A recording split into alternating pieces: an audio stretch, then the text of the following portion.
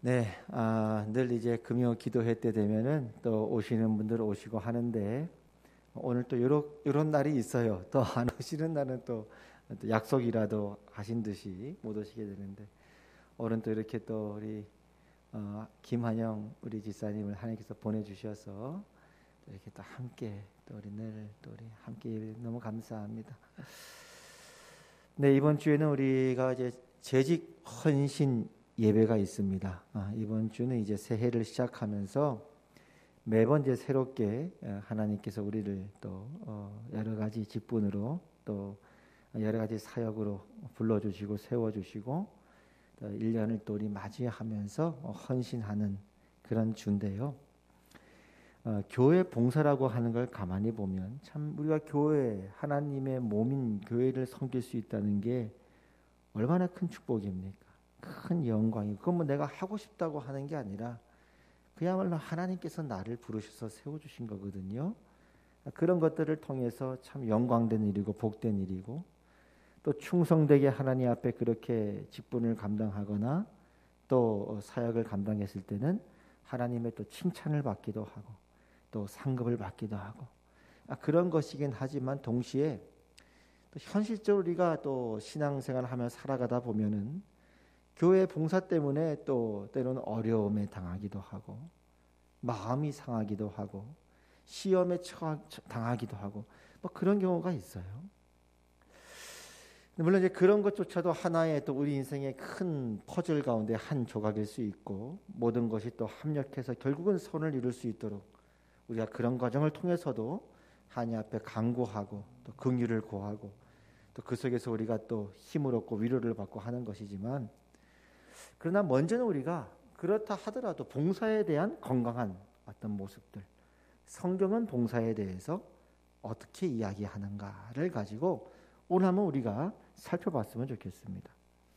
오늘 베드로전서 4장 10절 보면 4장 10절 우리 다 같이 한번 읽어보겠습니다. 시작. 각각 은사를 받은 대로 하나님의 여러 가지 은혜를 맡은 선한 청지기 같이 서로 봉사하라. 첫 번째는 각각 우리 모두 한 사람 각각 은사를 받은 대로. 첫 번째 중요한 것은 우리가 하나님으로부터 은사 혹은 재능을 받았다라고 하는 것입니다. 내가 스스로 그걸 만들어내는 것이 아니라 내가 그걸 스스로 창조해낸 것이 아니라 하나님께서 내가 잘할 수 있는 것 내가 좋아하는 것들을 내 안에 심어 주셨고 선물로 주셨다는 거예요. 하나님의 것이었는데 그 선물을 우리에게 주셨고 우린 그것을 받았다라고 하는 거예요. 그래서 어떤 사람이 사명이라고 하는 것, 내 인생에 그걸 어떻게 이제 설명을 하냐면 내가 좋아하는 것, 잘할 수 있는 것 그렇게 말하는 사람도 있고 어떤 분은 또 나에게 열정이 있는 것 혹은 남보다 하나 더 가진 것, 그게 은사겠죠. 남보다 더 잘할 수 있는 하나 가진 것.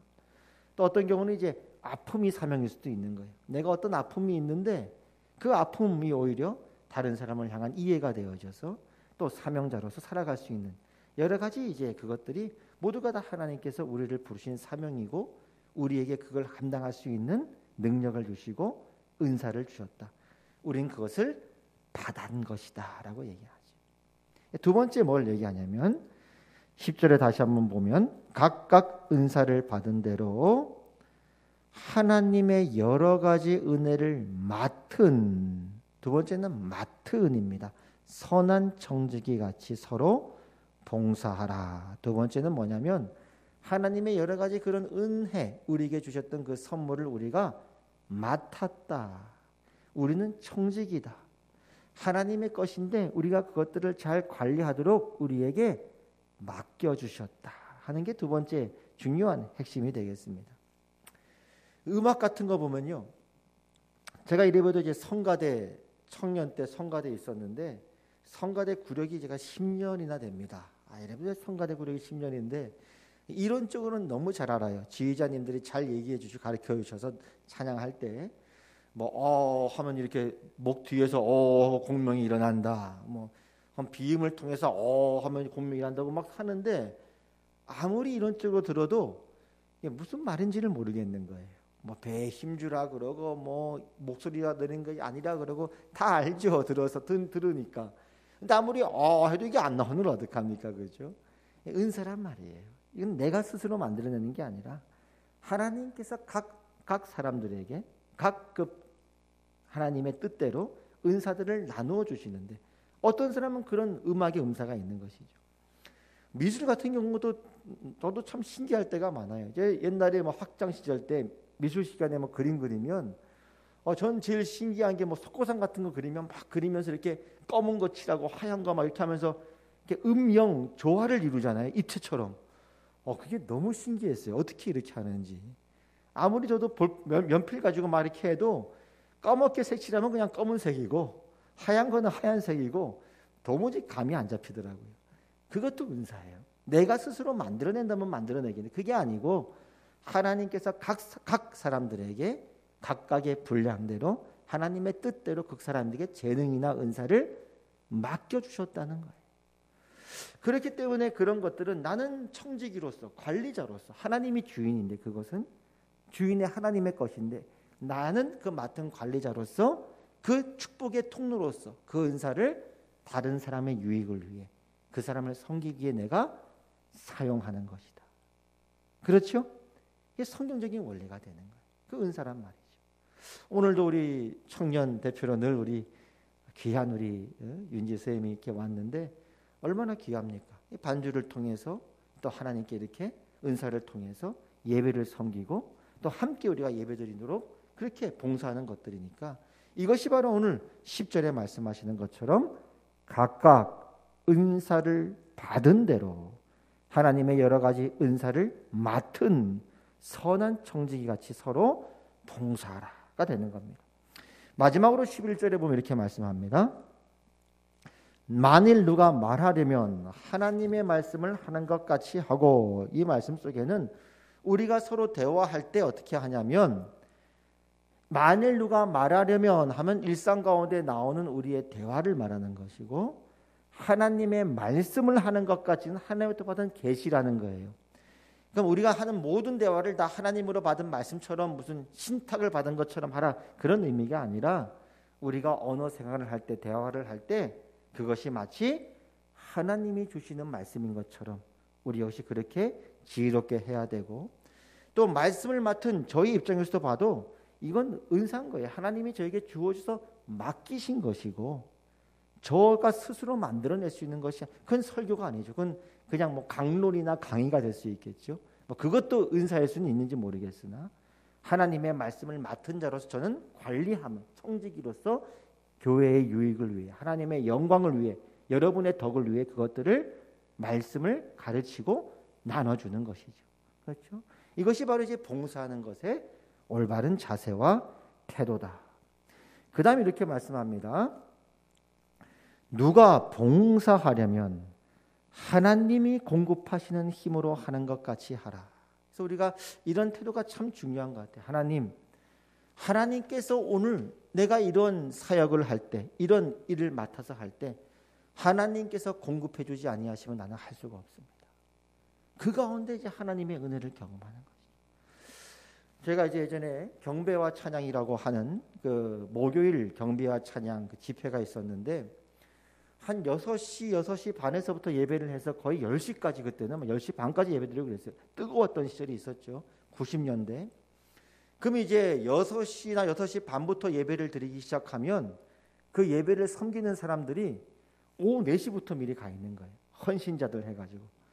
오후 4시부터 이제 가가지고 준비를 하는데 어떻게 하냐면은 그 딴 공간에 따로 모여가지고 2시간 동안 기도하는 거예요. 하나님 오늘 성령으로 기름 부어주세요.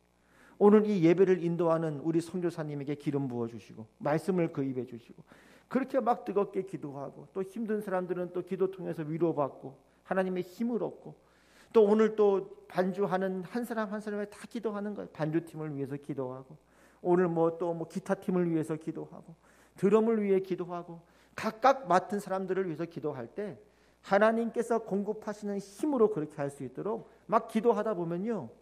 그게 하나님의 은혜가 되는 거예요. 그걸 통해 내가 하나님의 영광을 체험하는 거예요.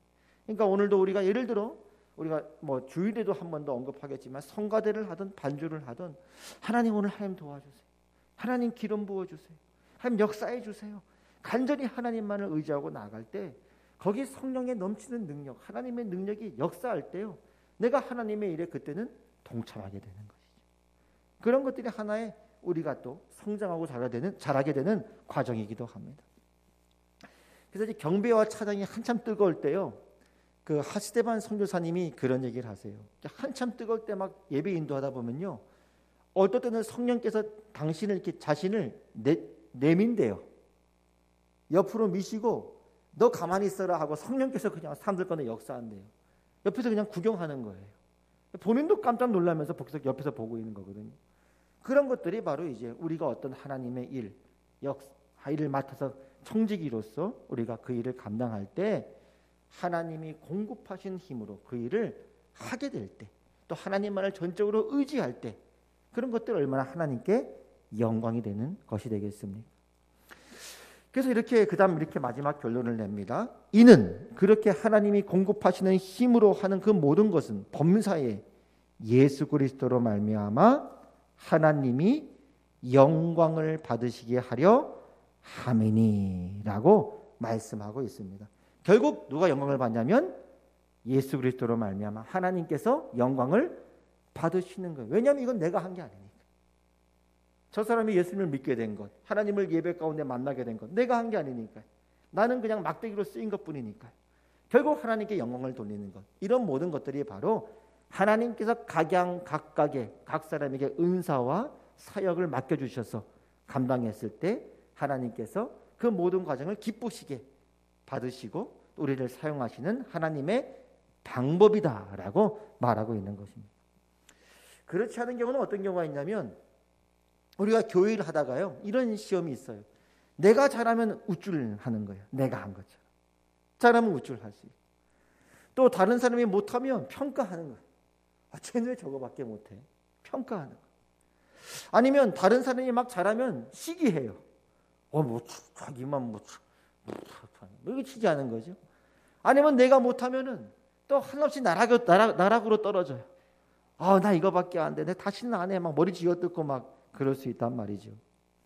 그러나 오늘 말씀에 의하면 내가 꼭 기억할 것 두 가지가, 첫 번째, 여러분이 받은 모든 은사, 재능, 내가 잘할 수 있는 것, 좋아하는 것, 나한테 열정이 있는 것, 남보다 하나 더 가진 것, 혹은 나의 아픔과 고통까지도, 그 모든 것들은 하나님으로부터 여러분을 사용하시기 위해, 들어쓰시기 위해 하나님께서 여러분에게 주신 것이고, 여러분은 그 모든 것을 하나님으로부터 받은 것이라는 거예요.